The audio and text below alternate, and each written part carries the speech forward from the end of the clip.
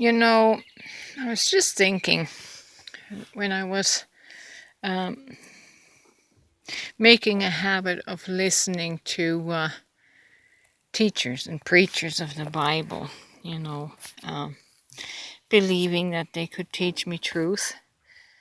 Actually, what it is with any Bible teacher, or any teacher for that matter, is they are giving you their personal perception of what is written in the Bible, because the metaphors of the Bible are so multifaceted with so many layers of interpretation that it doesn't just gel down to one specific angle. And the Bible teacher can only teach the Bible through his perception or her perception.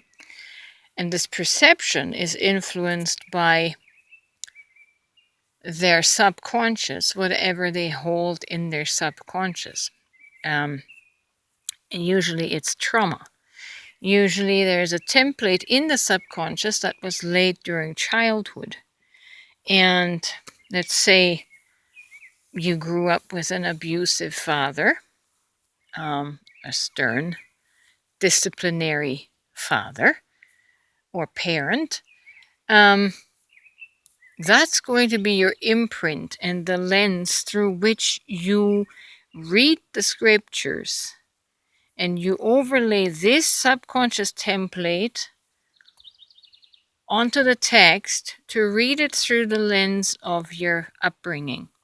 So if you had a disciplinarian father or an abusive father, a harsh father, you're going to project that onto all the passages about God, and you're going to gravitate toward the image of God that displays a punishing, punitive, disciplinarian type God. The person that didn't grow up with this childhood neglect, if I can call it that, emotional neglect, they're having a more wholesome template, and they'll be able to look through a lens that's more wholesome and sees a more wholesome image of God portrayed in the scripture. But it's all based on the lens that our subconscious forms. That's how we're going to read the text. Like, I had a terrible upbringing.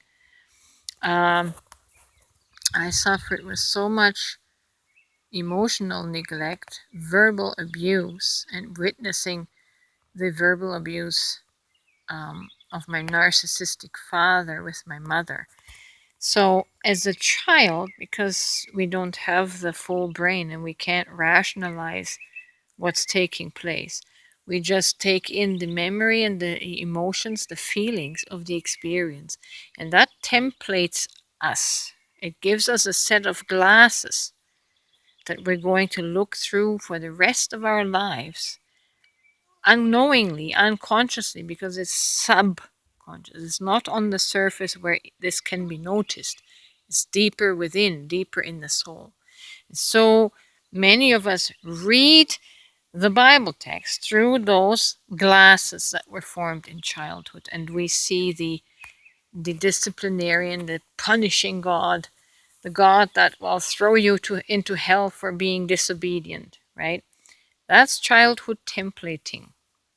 I always like to ask people, if they are parents and if they have children, and would they discipline and treat their own children with such harshness as we attribute to God in the concept of hell?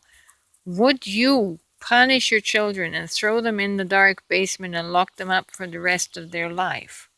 Most people answer that with no.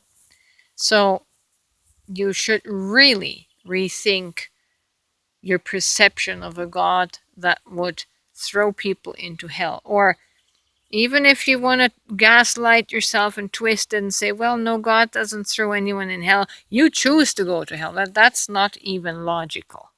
No one would choose to go to hell.